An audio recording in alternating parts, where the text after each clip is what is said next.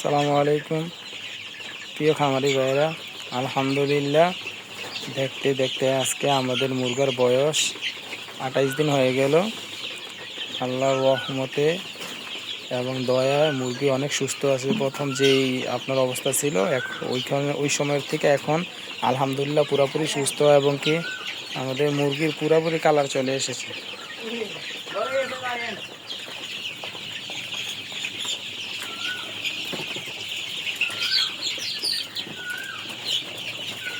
আলহামদুলিল্লাহ, মুরগির আপনার যে পরিমাণ রাতা হওয়ার কথা ছিল ফাউমি, আলহামদুলিল্লাহ অনেক কম হয়েছে। ফাউমিতে রাতা এত নাই। আমাদের 400 মুরগার থেকে মনে হয় না ইনশাল্লাহ আমাদের 100 রাতাও হবে। আল্লাহর কাছে লাখো শুকরিয়া যে 100 রাতাও নাই, তাই আমাদের মুরগি সবগুলোই থাকবে মনে হইতেছে ইনশাল্লাহ। তো আমাদের নতুন করে আবার একটা